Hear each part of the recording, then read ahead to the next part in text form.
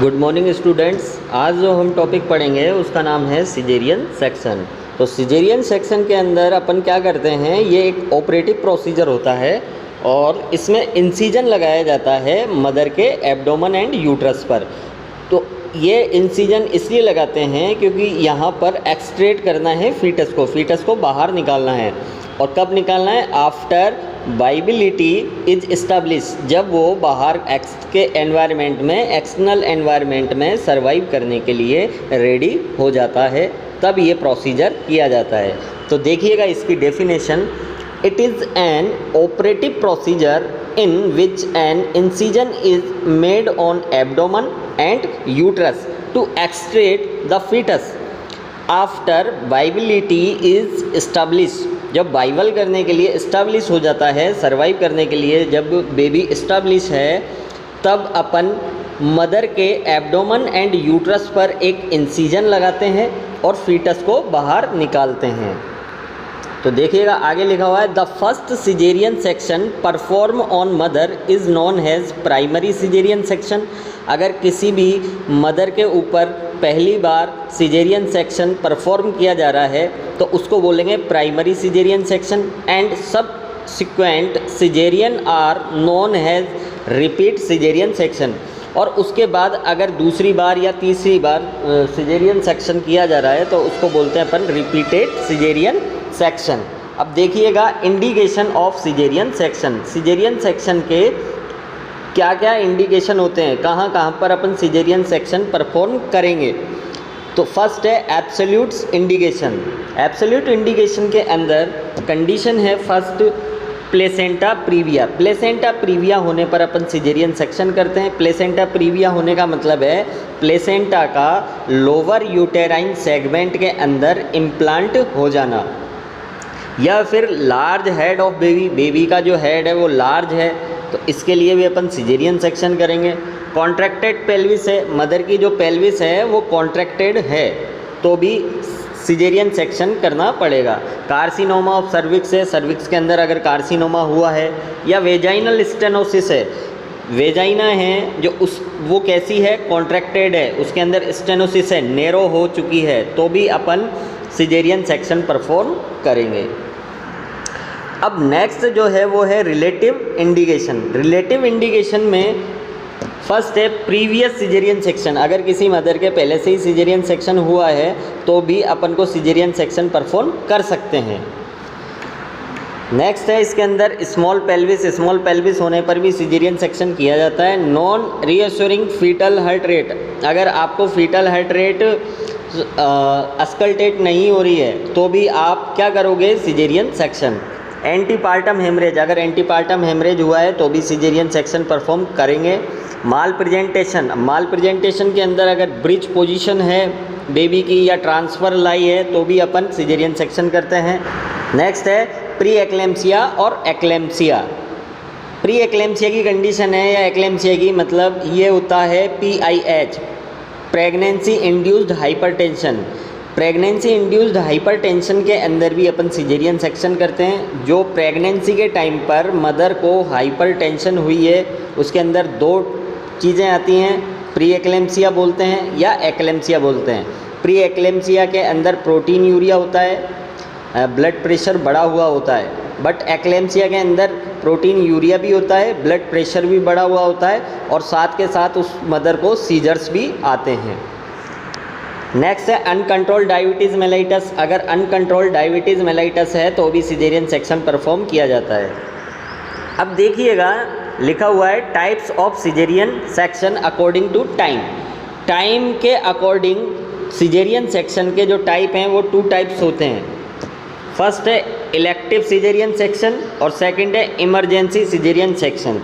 Elective का मतलब होता है आपने पहले से ही प्लान किया हुआ है, डेट दी हुई है मदर को कि इस डेट को आपका सिजेरियन सेक्शन होना है, तो वो तो हो गया प्लान्ड, मतलब इलेक्टिव सिजेरियन सेक्शन।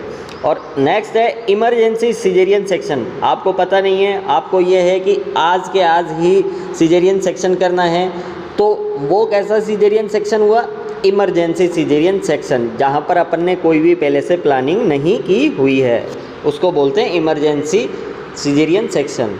तो ये हुआ टाइम के अकॉर्डिंग। अब जो नेक्स्ट है वो है type of caesarean section according to incision. आप जो इंसीजन लगाओगे, आप जो कट लगाओगे, उसके अकॉर्डिंग 2 टाइप्स का सिजेरियन सेक्शन होता है।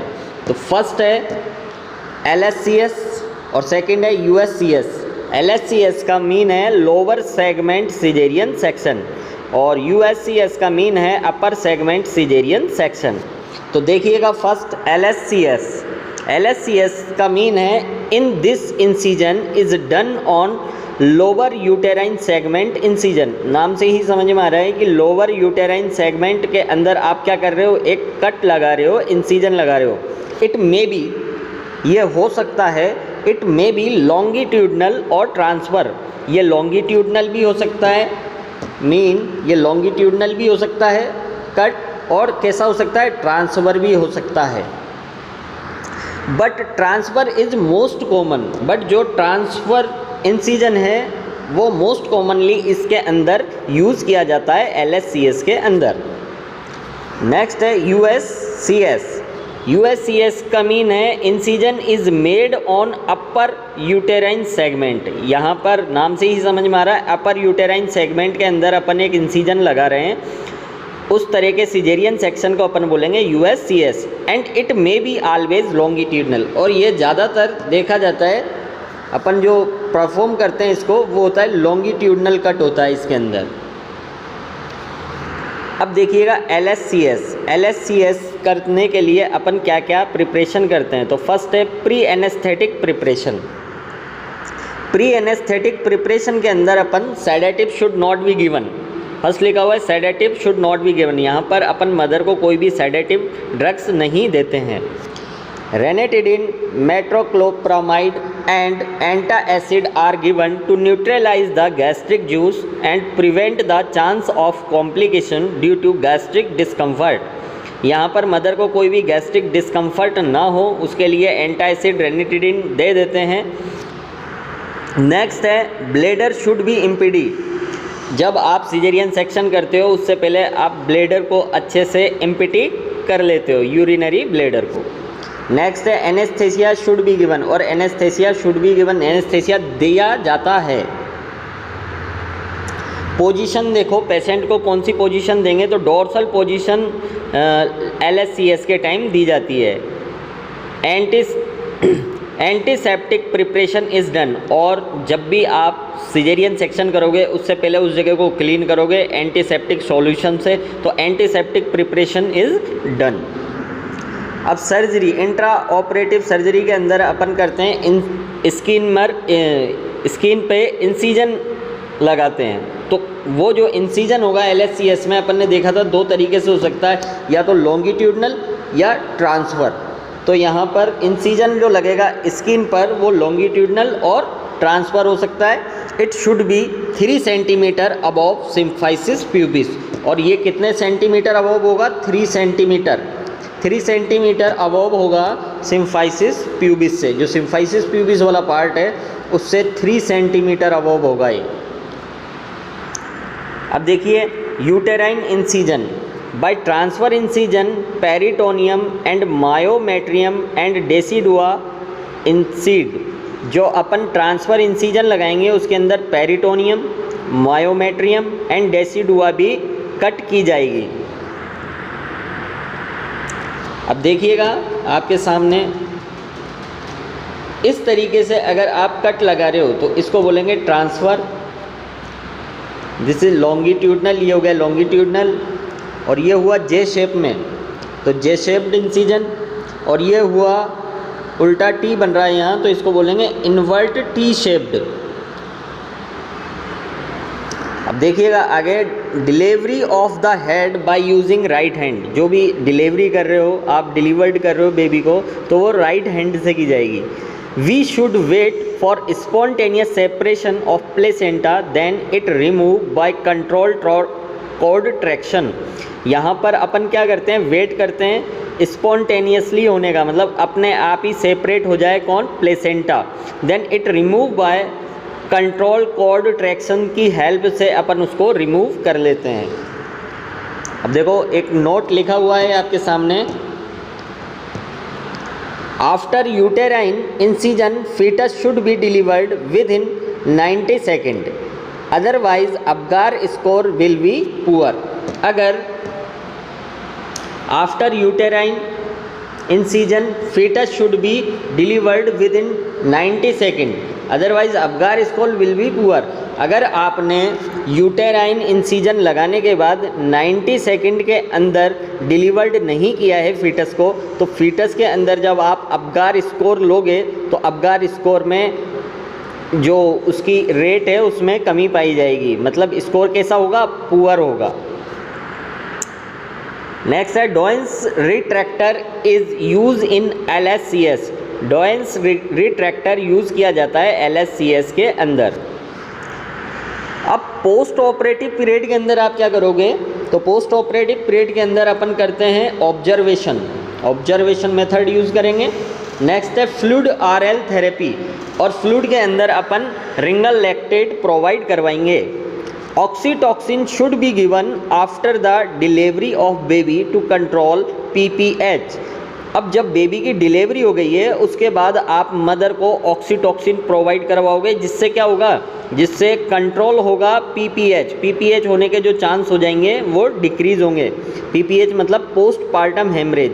अब ऑक्सीटॉक्सिन क्या करेगा, ऑक्सीटॉक्सिन करेगा कॉन्ट्रैक्शन का काम, और यूटेराइन आर्टरी के अंदर जब कॉन्ट्रैक्शन हो जाएगा तो ब्लड सप्लाई हो जाएगी डिक्रीज, और ब्लड सप्लाई डिक्रीज हो जाएगी तो हेमरेज की कंडीशन भी रिड्यूस हो जाएगी, तो हेमरेज होने के चांसेस कम हो जाएंगे, तो PPH की कंडीशन है वो नहीं होगी।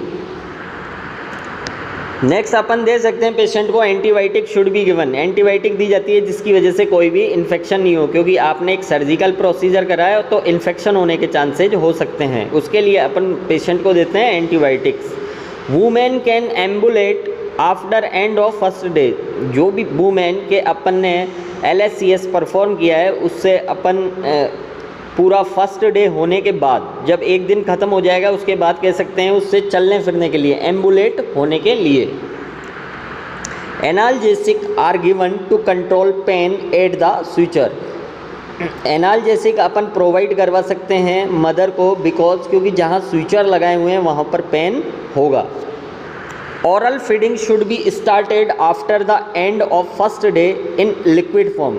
यहाँ पर मदर को लिक्विड फॉर्म के अंदर अपन को फीडिंग देनी है, वो भी जब कब स्टार्ट करना है, after the end of first day, जब फर्स्ट डे पूरा कंप्लीट हो जाएगा उसके बाद। Removal of the switcher on the 5th day transfer incision. अगर आपने ट्रांसफ़र इंसिजन किया है और स्विचर लगाए हैं ट्रांसफरिली तो आपको 5 डे के बाद रिमूव करने हैं। And 6 day longitudinal incision. अगर इंसिजन लॉन्गिट्यूडनल है, स्विचर अगर लॉन्गिट्यूडनली लगे हुए हैं तो आपको 6 डे बाद उनको रिमूव करना है। नेक्स्ट है USCS, इसको क्लासिकल सिजेरियन सेक्शन भी बोलते हैं। तो देखिएगा, this type of caesarean section it helpful special for placenta previa longitudinal is made 5 centimetre above the अम्लाइकस। यहाँ पर हमेशा अपन ने देखा है लॉन्गिट्यूडनल इंसिजन ही अपन लगाते हैं USCS के अंदर।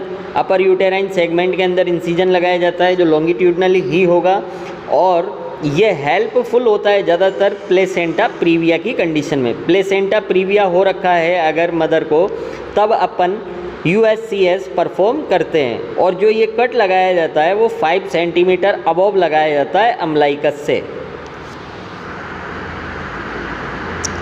नेक्स्ट है, अब आप सिजेरियन सेक्शन कर रहे हो तो उसके क्या क्या कॉम्प्लिकेशन हो सकते हैं। तो देखिएगा, extension of the uterine incision.